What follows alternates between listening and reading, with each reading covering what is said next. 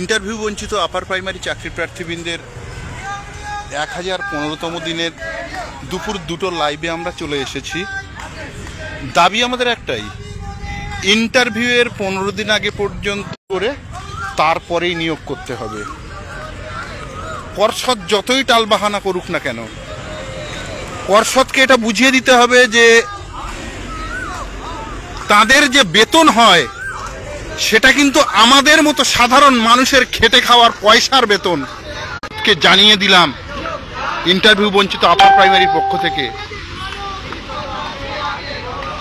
পর্ষদকে কি করে সাইজ করতে হয় সেটা কিন্তু এরপরে গোটা পশ্চিমবঙ্গের মানুষ দেখিয়ে দেবে।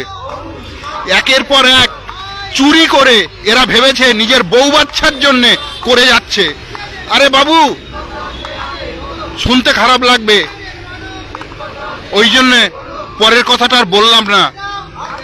এটাই বলছি, মানুষ হন, তাহলে ভালো হবে, ভবিষ্যৎ ভালো হবে, তাদের বউ বাচ্চা অন্তত বেঁচে থাকবে, না হলে রাস্তায় পড়ে মরবে, এটা দেখে নেবেন। নির্লজ্জ বেহায়া পর্ষদ কোথাকারে।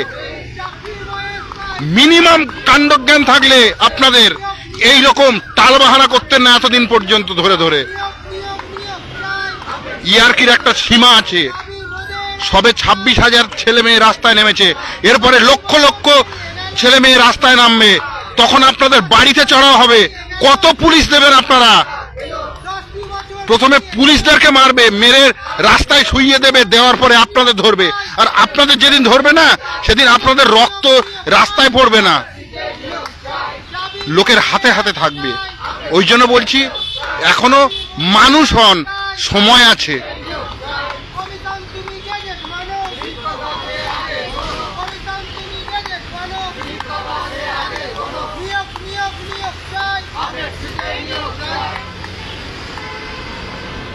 রাজ্যের বিভিন্ন জেলা থেকে এসেছেন আজকে আমাদের যে সমস্ত সদস্যবৃন্দ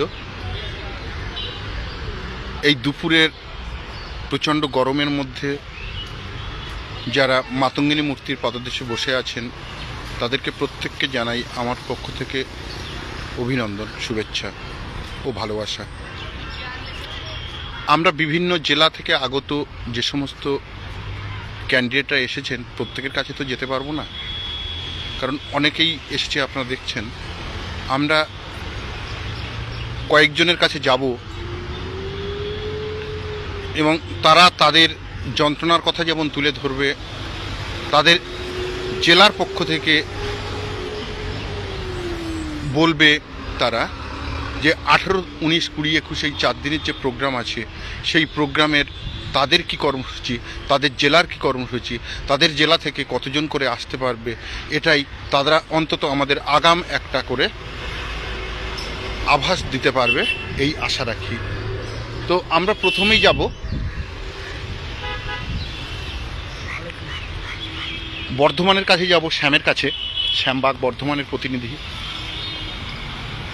শ্যামবাগ আমাদের জানাবে যে আজকে 1015তম দিন আমরা রাস্তায় পড়ে আছি, সেই সম্পর্কে প্রথমে বলবে, তারপরে জানাবে যে ওর জেলা থেকে ও কতজনকে এক্সপেক্ট করছে আগামী 18, 19, 20, 21 এই 4 দিন যে আমরা কলকাতার রাজপথের যে বসতে চলেছি, সেখান থেকে মিনিমাম কতজন আসবে।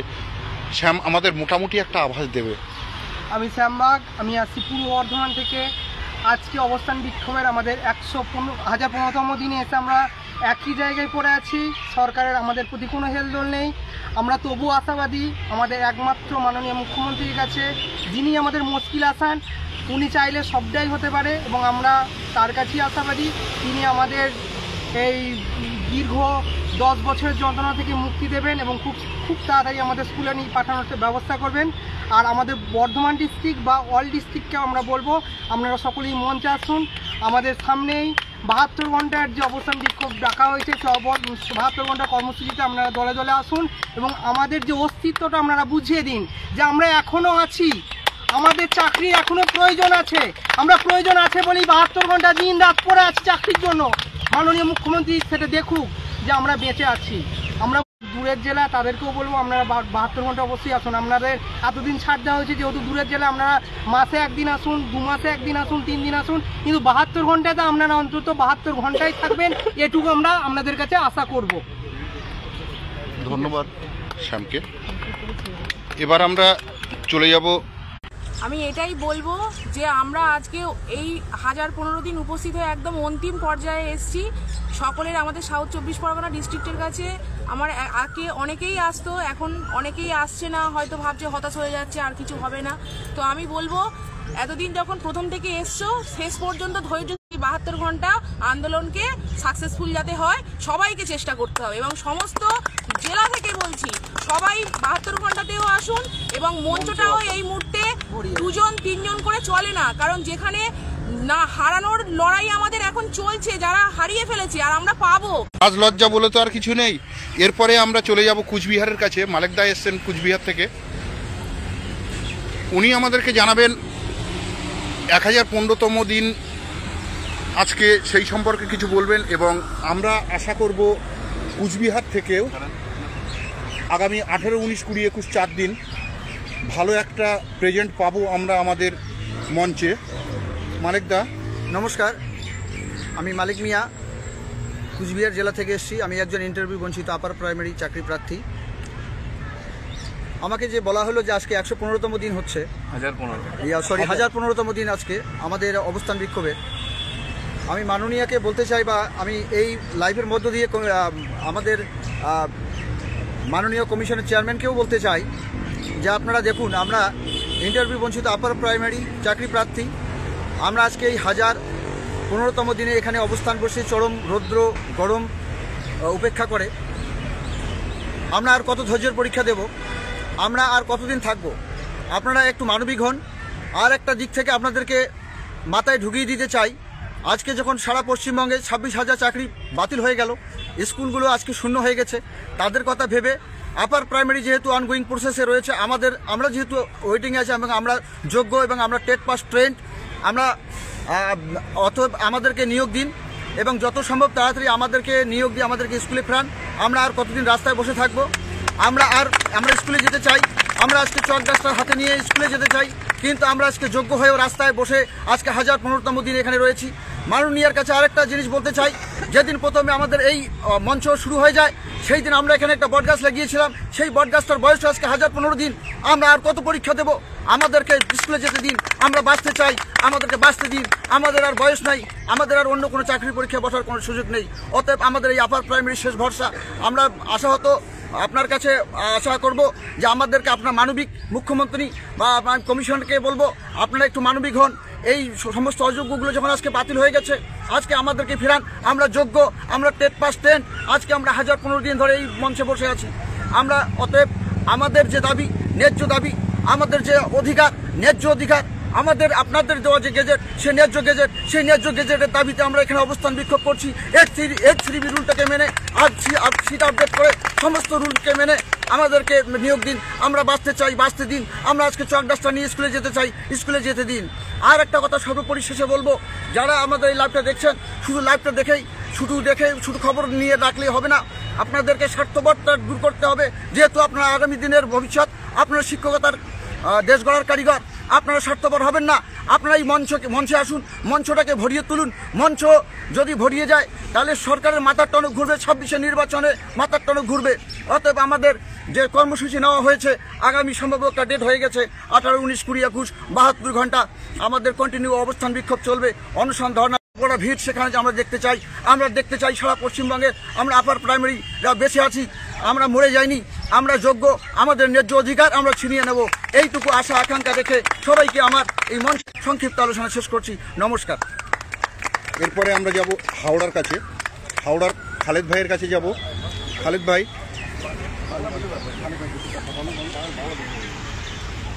দুজনেই আছে, সৌমিত্রও আছে হাওড়া থেকে, দুজনেই একই জায়গাতে দাঁড়িয়ে আছে।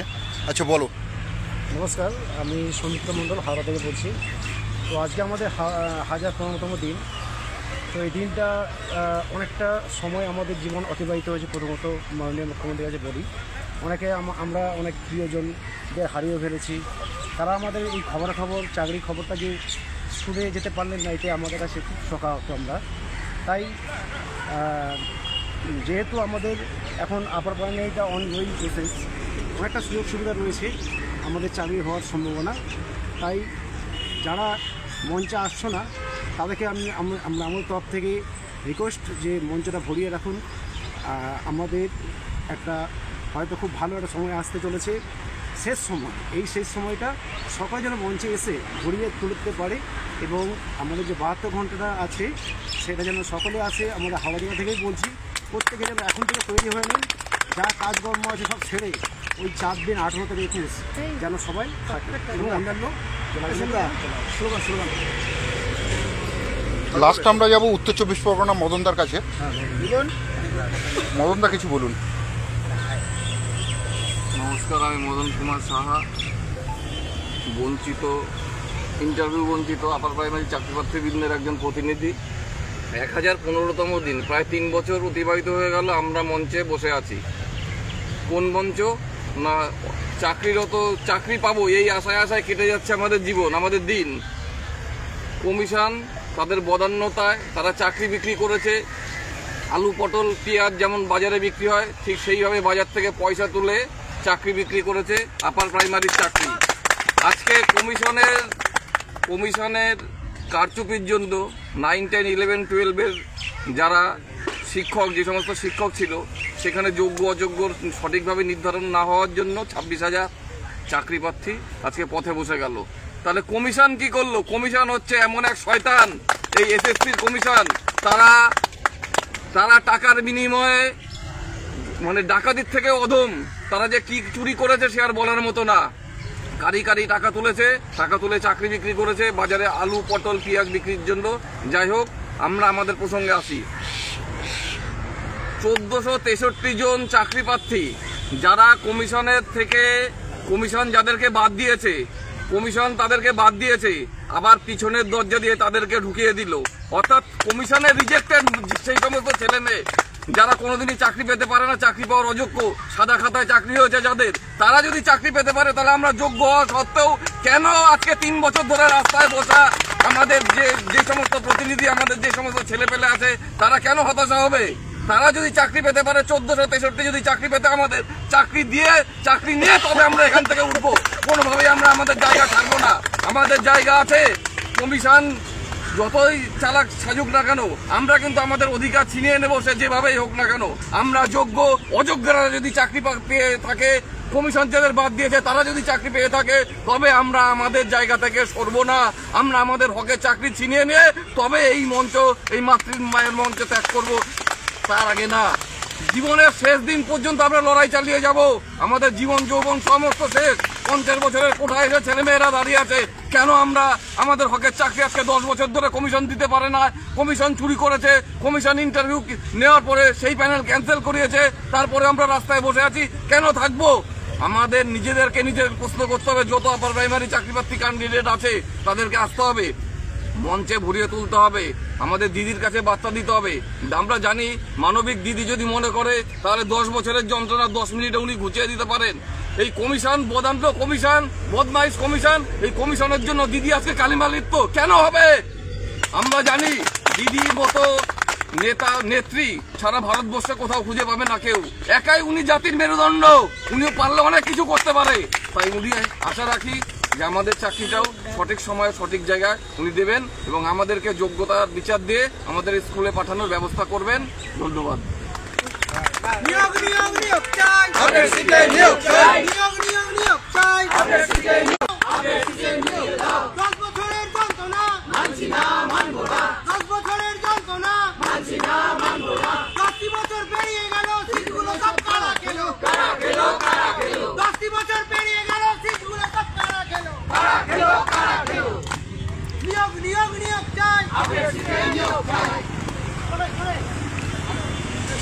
আপার প্রাইমারি বারবার বলে আসছে যে এই যে নিয়োগ কমিশন যারা সাধারণ লোকের টাকায় পেট চালায়, তাদের বাড়ির বউ বাচ্চাগুলো খায় কিন্তু আমাদের মতো খেটে খাওয়া মানুষের করের টাকায়। তারপরেও তাদের চুরি করতে হয়। আর মাননীয় মুখ্যমন্ত্রী আপনাকে বারবার বার্তা দিয়েছি আমরা ইন্টারভিউ বঞ্চিত আপার প্রাইমারির পক্ষ থেকে, যে ওই জন্তুগুলোকে অন্তত ওই ঠান্ডা ঘরের মধ্যে রাখবেন না, ওদেরকে ওখান থেকে দূর করে দিন, তাহলে আপনার মান সম্মানটা বাঁচবে। সবে তো 26,000-এর থুতু পড়েছে মুখে, এরপরে লক্ষ লক্ষ ছেলে মেয়ে রাস্তায় নামবে গোটা পশ্চিমবঙ্গের রাস্তায়, তখন কিন্তু বাঁচাতে পারবেন না। পুলিশ কতজন আছে? পুলিশ কতজন আছে? যত ছেলে মেয়ে রাস্তায় নামবে তার 10 ভাগের 1 ভাগ তারা কি করবে? মারবে। কজনকে মারবে? তারপরে পুলিশদেরকে এরা উল্টে মারবে। মারার পরে ওই কমিশনের চেয়ারম্যান, তার সভা পরিষদ, তার যে কজন টাকা খেয়েছে তাদের বাড়ি অ্যাটাক করবে, করে তাদেরকে রাস্তায় ফেলে এমন মারবে যে তাদের রক্তবিন্দু পর্যন্ত রাস্তার মাটিতে পড়বে না, প্রত্যেকের হাতে হাতে থাকবে। তাই বলছি, এখনো সময় আছে, আপনি সজাগ হন, এগুলোকে